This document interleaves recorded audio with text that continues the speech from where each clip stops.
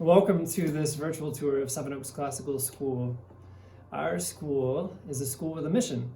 Our mission is to train the minds and improve the hearts of young people through a rigorous classical education in the liberal arts and sciences with instruction in the principles of moral character and civic virtue.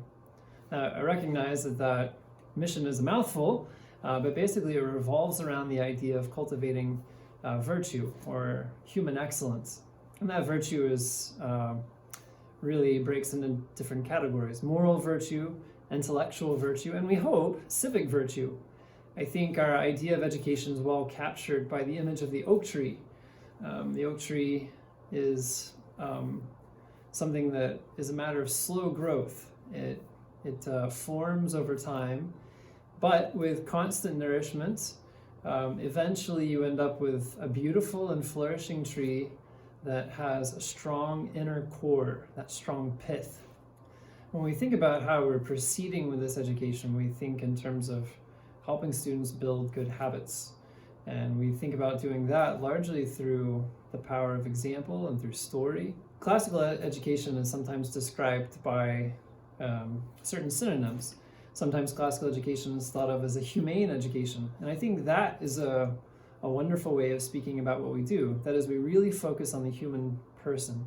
We really want to get to know our students. We are a small school by design because we want the kind of education that we offer to be personal.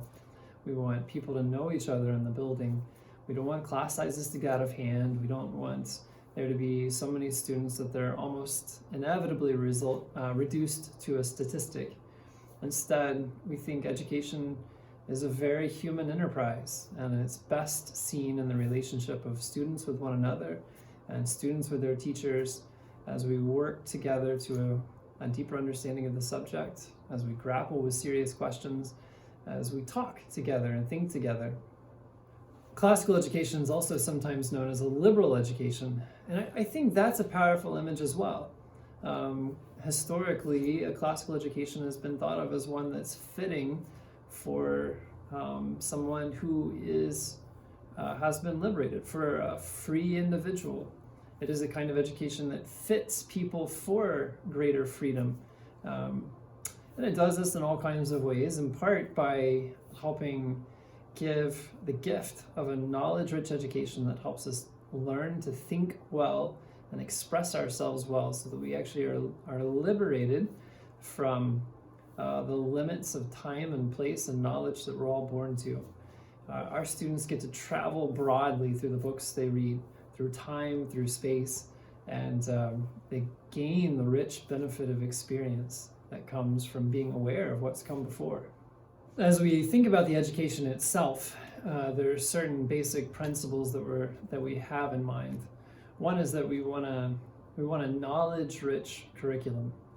The curriculum has been designed from kindergarten on up, where we've thought about how subject by subject the instruction will unfold from year to year in a way that covers a wide range of knowledge and doesn't involve a lot of duplication, where things unfold in a sensible way.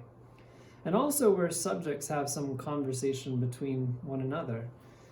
So one of the examples I love to give is the 4th grade year, where students in the fall semester and study medieval history, but also read some literature set in the Middle Ages, like Sir Gawain and the Green Knight and Robin Hood and King Arthur. And at the same time, they actually, in music, encounter the musical forms of the Middle Ages, and in art, some of the art and architecture of the Middle Ages. And that's just one example. So the education is not only knowledge-rich and systematic, but it's also particularly language-rich. And I really mean this in a variety of ways. Students are being taught vocabulary from the youngest ages. They're being taught a groundwork of knowledge that allows them to make sense of each discipline as they study it at an increasingly high level. This language richness is also seen in just the quality of the literature that we read. We read good books, great books, not just any books. The language is also seen just in the interaction with foreign languages. We actually introduce students to Greek and Latin roots to better understand the English language starting in 3rd grade. And then in 4th grade, for students who are able to, we actually introduce them to the Latin language itself, and to French, modern French. Being a classical school means a lot of different things.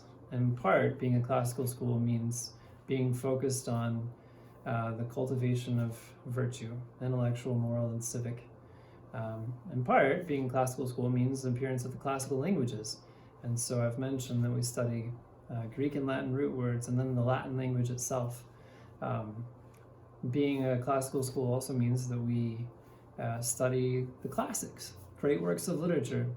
And actually, starting in 3rd grade, our students receive copies of the works of literature that we read, so that over the course of their time at Seven Oaks, students are building up their own personal library of great books that they've read cover to cover, and that they've talked about in class, and that they've annotated and have heard lessons about. And we think this is a beautiful thing. When you think about the curriculum as a whole, particularly as it starts in the younger grades, one of the things that you see right away is that we build the foundations well. In some ways, we look like a back to basic school with lots of reading, writing, and arithmetic. We use some time-tested methods. So for example, in reading, we use an intensive phonics program that where science has caught up with experience, and we know that this form of teaching reading works in the most difficult cases. And that being the case, we give every student the benefit of building up their toolkit for decoding even unfamiliar words. In math, kindergarten through 7th grade, we follow a Singapore math curriculum where we do a very good job building up math fact mastery, so students know that 7 times 8 is 56 without having to think about it. But where we also are building up a conceptual understanding of math. And so we spend a lot of time moving from concrete objects, math manipulatives that we can work with, and moving from there to pictorial representations of number, and then to the algorithm, to the formula. So that movement from the concrete to the pictorial to the abstract is really helpful for building up that mathematical understanding, that true number sense. And we do this with techniques that we use over and over again so that students aren't confused by bouncing from technique to technique too quickly. But if we build the foundations well, we also don't neglect the arts. We think that the fine arts have an important place in our curriculum. And so students receive continuous instruction in art and music from kindergarten up through 8th grade, with the opportunity of taking electives in high school to deepen their study in these areas if they wish. And the art and music curriculum are a defined curriculum. Students are taking art and music. They have a fine arts block each day and just alternate art and music from day to day to day. And these, in our art and music classes, we look at art and music theory. We're looking at helping students build up a technical vocabulary for describing art and music and analyzing it. And they're also practicing technique, even as they study great works from the past.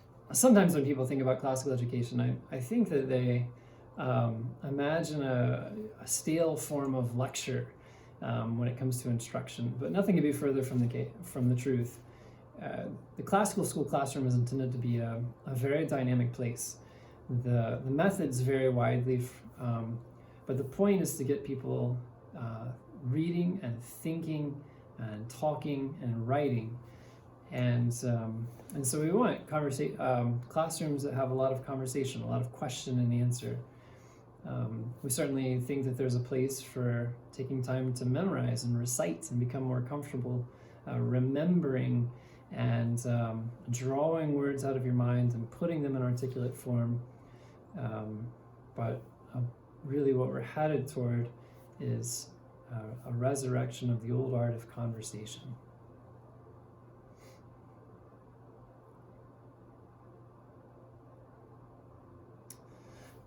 When it comes to method, our approach varies from class to class, depending on the age, depending on the nature of the subject matter.